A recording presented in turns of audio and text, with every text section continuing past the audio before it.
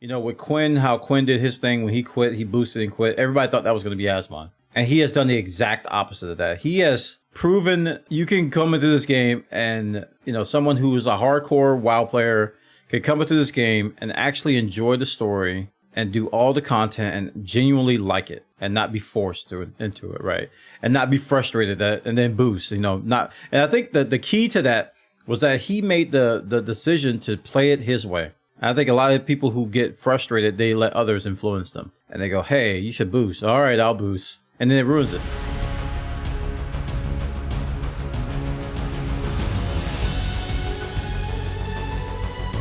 Okay, so Zack, aka Asmongold, has finished Final Fantasy XIV Reborn. I probably should put on my headphones so I can hear this. Otherwise, it'd be kind of awkward. He has finished Final Fantasy XIV and Realm Reborn, and this is his review and thoughts. I haven't watched this. This is blind. Let's check it out. What's up, boys?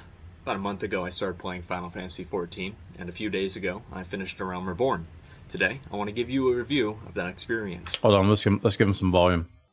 I went through the whole story. I went through all of the post-Realm Reborn content. I did all of the raids, including all of the ones on Extreme with minimum item level and no echo in order to have as much of an authentic experience as possible. Did not do Savage Coils yet, however.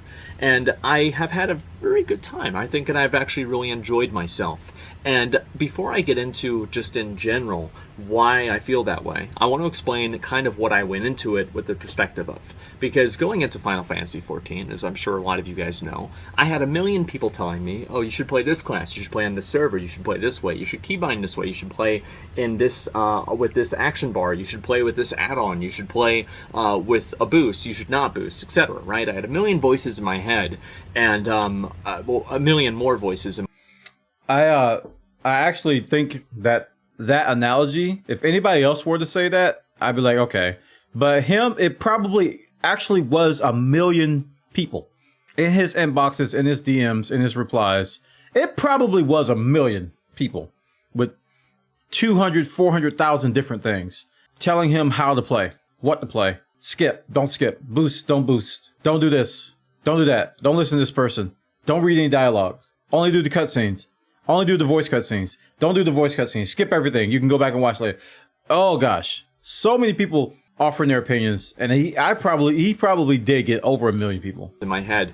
And I just was going insane having these people try to tell me exactly how to play a video game. And at a certain point, I just told myself, well, listen, I'm going to play it the way I want to play it. I'm going to do it the way I want to do it.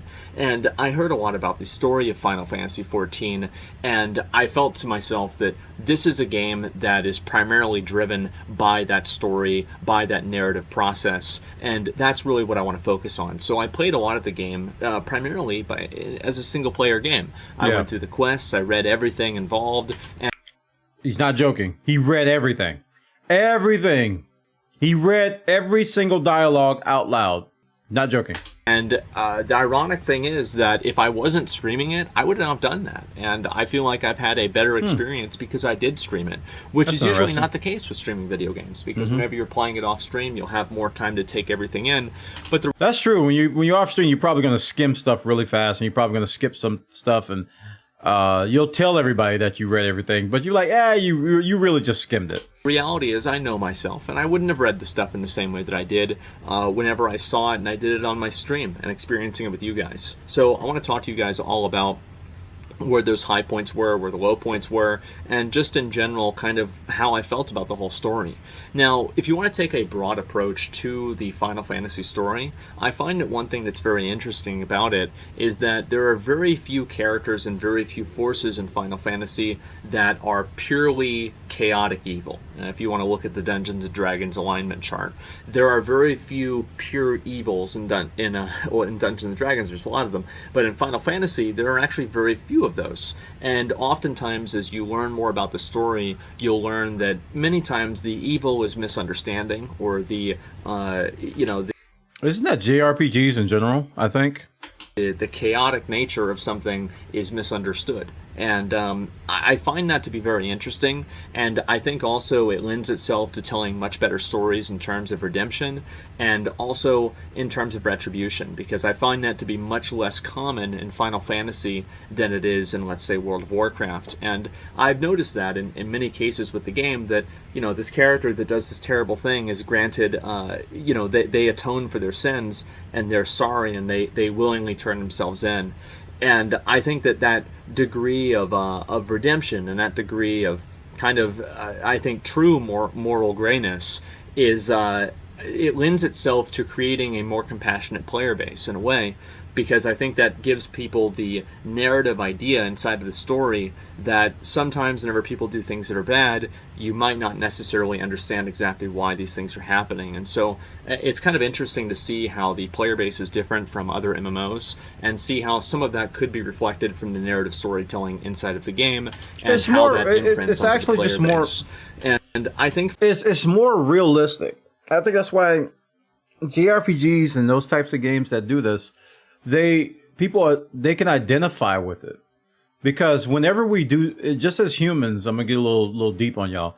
Whenever we do things evil in life, a lot of times they start with good intentions.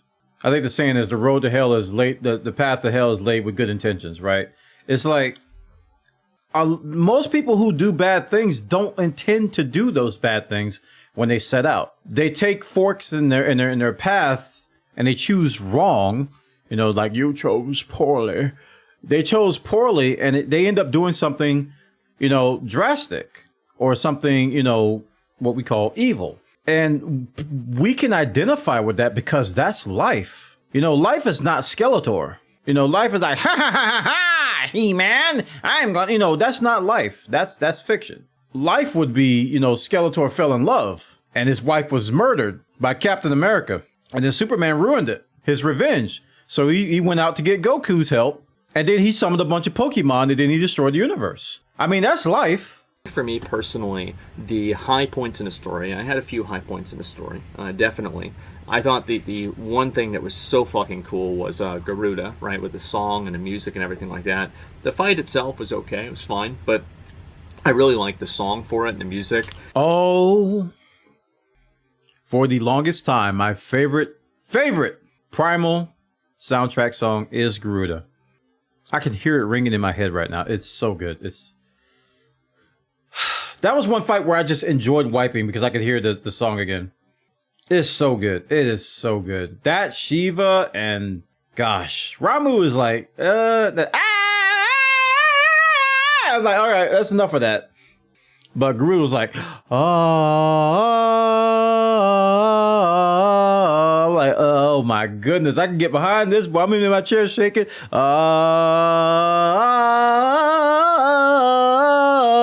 I'm like, oh, we get down.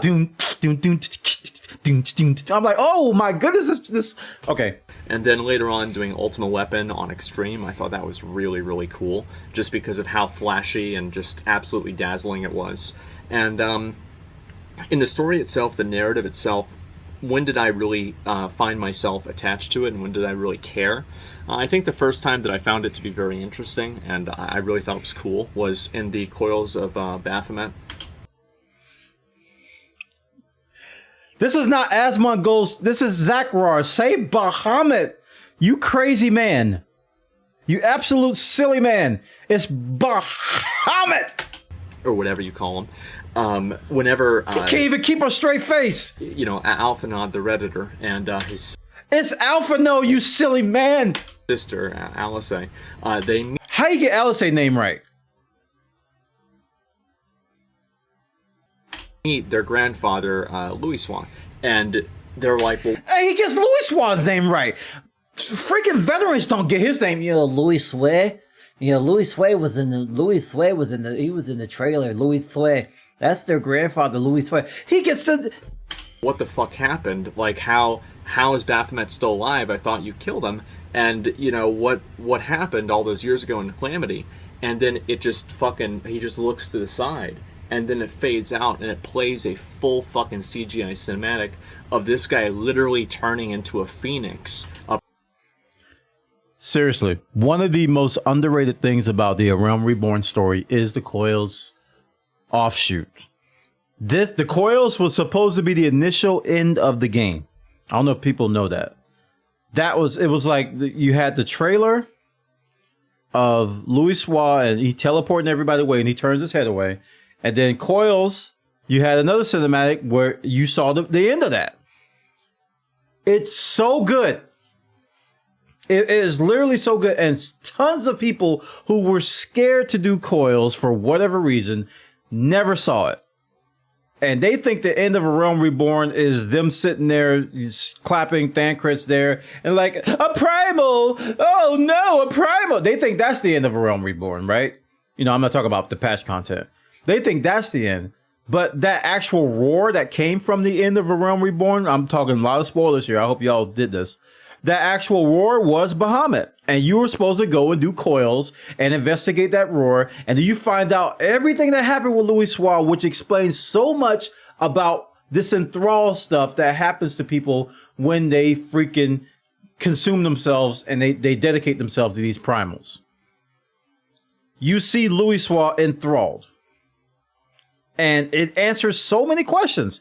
Answers, right? You know, it's like that's the appropriate name. Answers.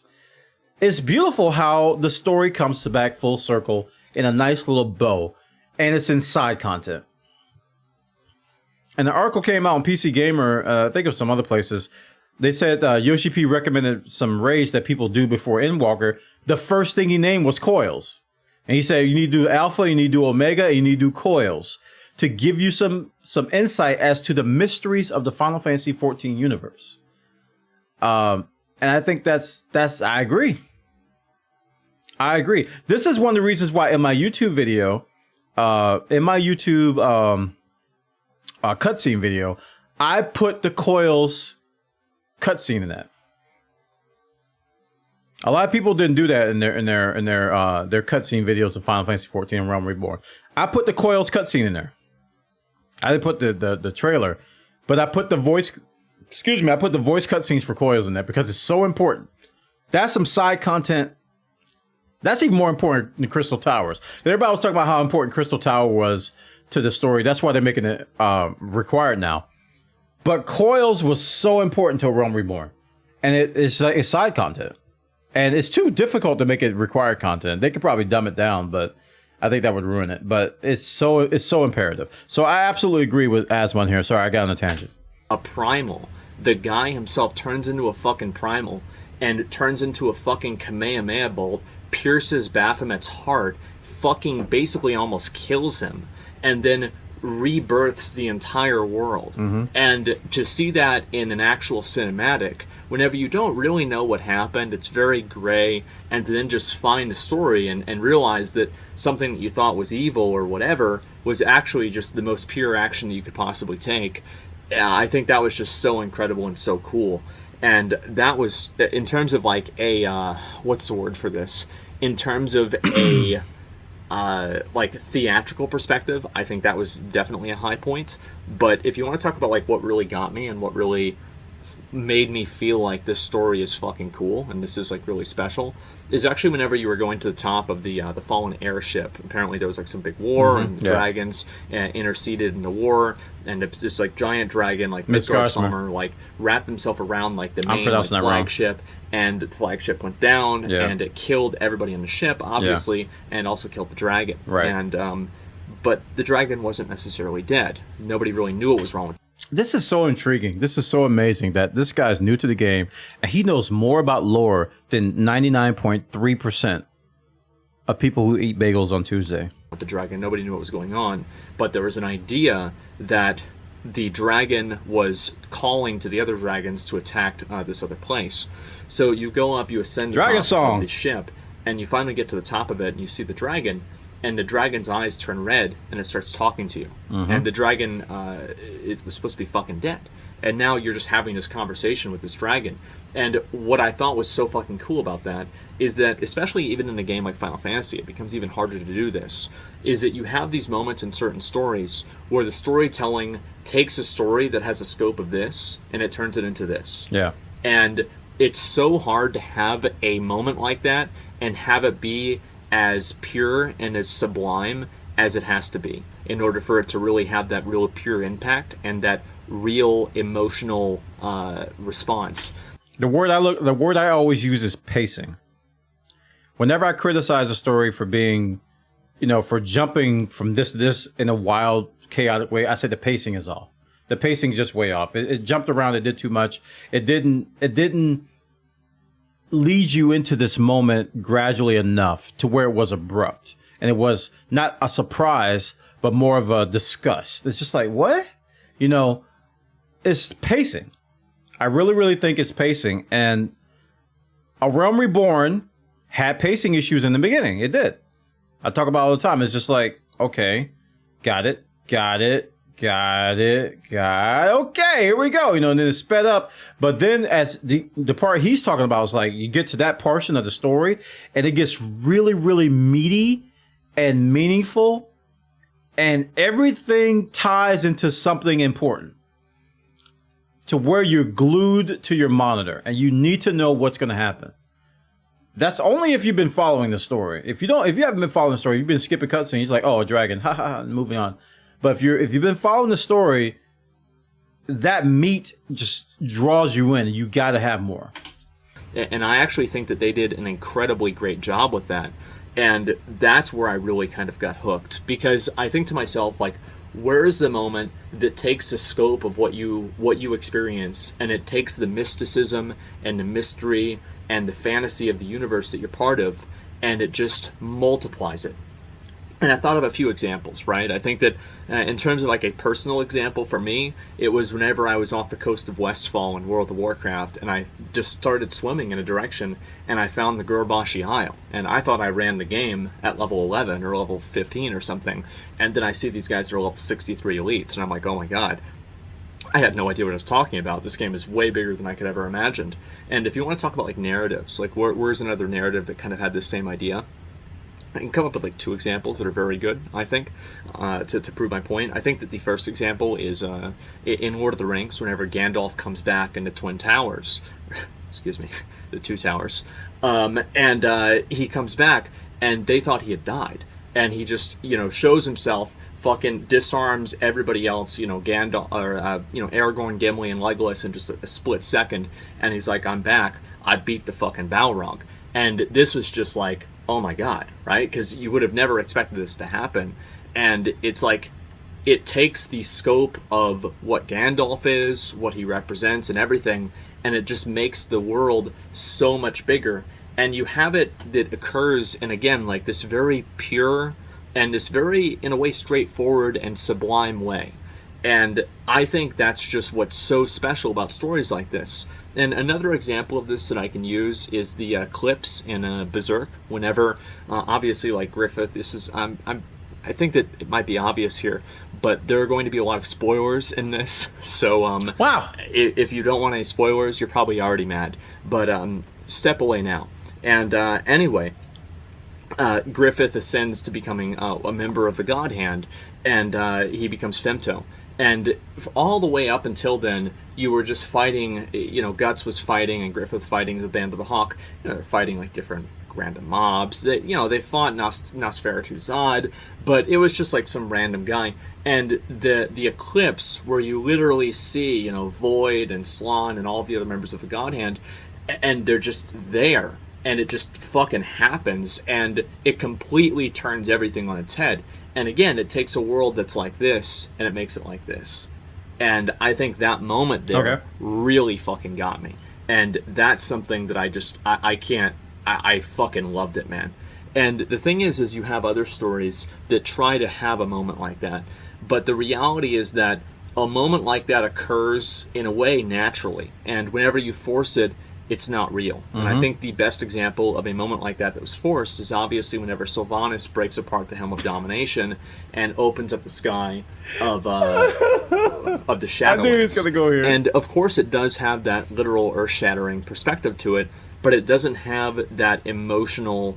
it doesn't have that emotional... It was shoehorned in. It was forced. It was like, we need a way to... We have this idea of this thing. How are we going to get there? let's have her do that. But then they don't fill in the other gaps. It's lazy. That's the word I think of. It's lazy storytelling. Connection where like you are, you know, it's like the painting where like, you know, man touches God, and it doesn't have that divine presence to it that I think a lot of the other previous examples did. And actually, I think when all of those examples, literally a divine presence. But the point is that's the point in the story where I really, really was engaged. And I thought that was really special and really cool. And other than that, I want to say the story in general, I think, was much better than what I had expected it to be. I think that especially for an MMO, I can see why so many people are. We say this all the time. A Realm Reborn is a good story. It's just the weakest out of all of them. And if you enjoyed A Realm Reborn this much, oh my goodness, you are in for a treat. Because A Realm Reborn was mostly world building and character development. So it was just set up. And then you got some steak at the end. You got some steak, but now you're about to get a buffet. You about to go to a Brazilian barbecue and they about to bring some slates of steaks on sticks and giant pork butts. And why are you looking at me like that, Asmon? That's a scary look, man. Stop that. They're invested in the story and why so many people care about it so much. And I'm not surprised. I think that it's incredible. I think it's very well designed. And I'll be honest, there are many cases in the story where I was very angry. I was like, just fucking kill him, kill him, kill him, kill him. Oh my goodness. That's how you know you're into a story, when you get mad with it. And, you know, I think I probably would have been right, to be honest. But, you know, that's the way the story goes. And it does make me very excited to see what Heavensward is going to have as well. Now, whenever you talk about like the combat itself, I think that the 2.5 second GCD, I knew, assumingly, like this is, people said the raids were hard. Like there's no way somebody's going to say the raids are hard whenever you can only hit one button every 2.5 seconds. So I knew that there was more to it than that. And big surprise there was. I think the raids in general are very well designed. They're definitely not, at least the Realm Reborn ones, and again, this is excluding Savage Coils that I have not done. The Realm Reborn fights do not have the same type of like mechanical and DPS requirements that something like you know, Mythic Castle Nathria or Mythic Sanctum of Domination would require in World of Warcraft. But I think that it's kind of like comparing something that came out in you know, like Wrath of the Lich King raids versus you know, the Realm Reborn raids. Right. And in that case, it's much more of a closer comparison. So I do really look forward to doing more of the raids, and I felt like. It's funny because as a tank, usually you just sit there and tank, right? It's about. I think is he gonna talk about Ramu or Gerudo, where you gotta work. Those are fights where the tank has to actually work, and like while leveling a tank, you primarily don't have to work. You just healers adjust. Rampart, okay. Healers adjust. Okay, I was supposed to move. Sorry, I didn't move. Healers adjust. Okay. All right, res that guy. All right. You know, and you know that's pretty much all you did. But some of the later extreme fights, they make you work a little bit. About it, but we did Ramu, the Forest Lord, the Lord of Levin. Yes. And those devilish orbs. We did him, and it was like, again, right? This is what I used to have to do as a tank. Now I have to do this, and I'll admit there was a little bit of growing pains there. It was hard for me to do. I'm glad that I did. And I look forward to doing more fights like that as well. I think that there's a certain degree of overcoming challenges and winning. For like literally for everybody else, Ramu is easy. Like all you gotta do is just manage like the lightning and all that stuff, and you know, kill ads. It's really easy fight. But the tanks, the brunt of the fight is on the tanks. It's so much work is on the tanks. In that way, especially whenever people know that something is difficult and to overcome it like that, that's fulfilling to me, that I do find fun. And I think that a lot of my audience enjoys it as well. So I do really enjoy the raids. I think that's probably, if I had to say, like, why do I really, really like playing the game, besides the Gold Saucer, why do I really, really like playing the game? It's because of the raids. I think that the raids are the most enjoyable thing for me. They're the most fulfilling thing for me. And they feel the best whenever we complete them and whenever I get better gear. I will add the dungeons to it, too. I think the dungeons... Well, Realm Reborn dungeons is... Compared to like the newer dungeons, Realm Reborn dungeons are kind of play school. But I really enjoy the dungeon experience as much as the raid experience, especially as you get higher up. There's like little small things, right, where like I wish that the numbers in the game displayed differently, kind of more like World of Warcraft. I feel like the truth is that Classic WoW, I think, has the best floating combat text of any game pretty much ever. And I'd love to see, every other game from the future, from the rest of time, just take what Classic WoW does and just do that. But overall, it's not that big of a deal. And I do think that the less of an emphasis on damage meters in general and damage in general does allow players to focus more on the mechanics and take in the aesthetics of the fight rather than the specifics of the fight. And I think that does make for a more holistic experience. So overall, I've had a really great time. I think the story has been very compelling to me, and especially now that we're entering into Heaven's Ward. And I'm now talking to... what's his name? I'm thinking of his name. Count Dripula. Oh. Hey, Merrick. Count Four Temps or something like that? Four Temps. I don't remember. Temps. But that's basically where we're at now in the story. I did the whole Dark Knight quest line. I think that was really fun. But it's funny for me to see that there's a lot of people that told me, oh, Realm Reborn is going to take you so long and you're going to get so bored. It's like, what do you mean? Like, I'm going to get bored? Like, this is literally a quest that takes me 15 minutes. Like, how am I going to get bored in 15 minutes? Like, you stupid? I did a... Yes. The answer to that question is yes. Are you stupid? Yes. Achievement in WoW that required me to get 250,000 honorable kills. And in an entire day of farming, you would get maybe 1,000 or 2,000. Are you kidding me? People are so dramatic when it comes to Realm. They are so dramatic. Oh, it's so boring. You have 1,000 quests. Oh, you have all these fetch quests. I'm like, dude, have you ever played an MMO? This is what happens. Now, granted, I will agree that stupid wine quest needs to be deleted from the universe. You know what I'm talking about? Before Titan. Because even the characters was like, why y'all making us do all this? There's a primal. We need to kill the primal.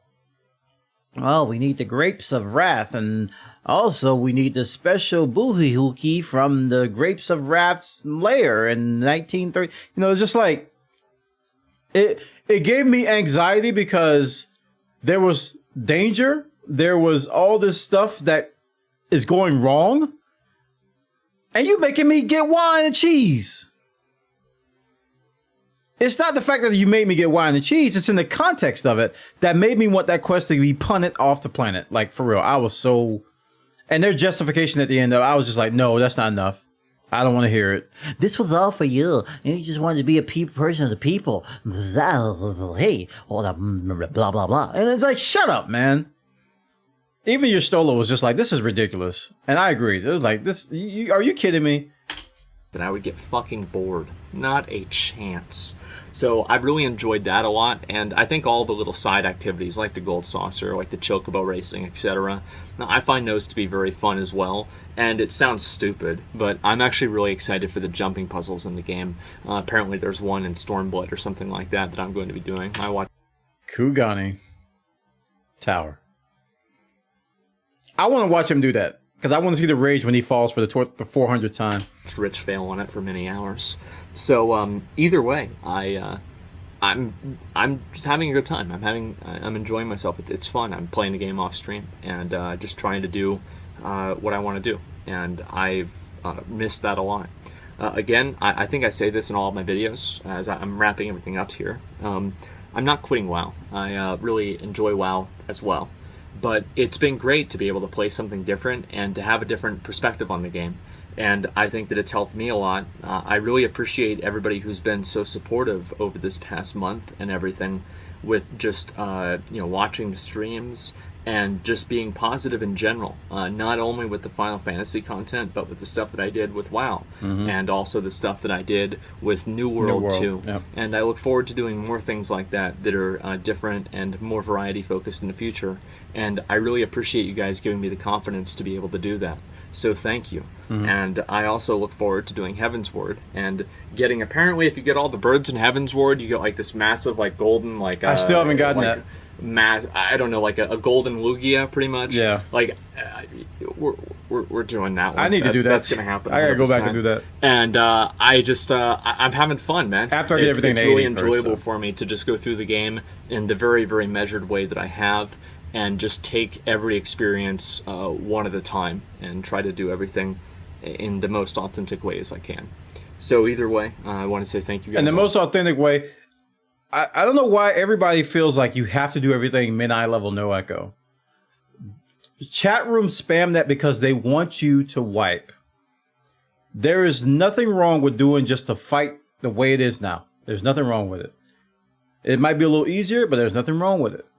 Doing mid-eye level, no echo is because they want you to wipe like they wiped when the content first came out. That's why they spam that. You don't have to do that. If you're coming from WoW, don't feel like you have to do every single raid, every single dungeon, or whatever it is, trial, mid-eye level, no echo. You don't have to do that. And what that means is, if you don't know what it means, it's the minimum eye level that can get you into the dungeons. It's like the bare minimum gear score. It scales you down to that. No echo means that it doesn't give you any kind of buff at all. Normally it gives you like a little buff. Each time you die, it gives you a little buff initially, then each time you die, it buffs you a little bit more so you can finish it. It's kind of like training wheels. You don't have to do that. So if you're coming from WoW, you're watching this video, don't feel pressured to do minimum eye level, no echo. 99.16% of people who play Final Fantasy XIV now have never done mid-eye level, no echo in their whole life. So don't feel bad. Okay? So much for watching. I've really enjoyed the game, and I look forward to apparently doing the fun part of the game, because I enjoyed the post to Realm Reborn content. I thought it was completely fine. So if that was fun and that was enjoyable for me, I fully expect that Heaven's Ward will be 1,000 times better, and I look very... It will be. Heaven's Ward is going to knock your socks off. You might even actually like Stormblood too. There's a few people out there that like Stormblood more than Heaven's Ward. I'm not one of them. I think Stormblood is a good filler. You ever watch anime? It's good filler. Very much forward to doing it myself. So that's about all I've got. I've enjoyed myself a lot, and I look forward to doing a lot more. So until next time, boys, peace. I'm happy, man. I'm happy Asmon has found happiness in... I'm happy that he's found happiness, and that we're happy that we found happiness in Final Fantasy XIV and Realm Reborn. And he's kind of defied all predictions. Like he, with Quinn, how Quinn did his thing when he quit, he boosted and quit. Everybody thought that was going to be Asmon.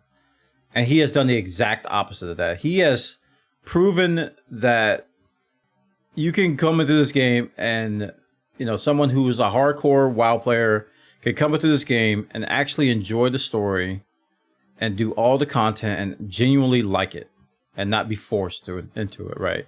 And not be frustrated and then boost, not. And I think that the key to that was that he made the decision to play it his way. And I think that's the key. I think a lot of people who get frustrated, they let others influence them. And they go, hey, you should boost. All right, I'll boost. And then it ruins it. So I'm happy for him. And I look forward I've become a fan of Asmon. I wasn't following him until he started doing this. So I've become a fan of his Final Fantasy streams. I have. They're really fun to watch.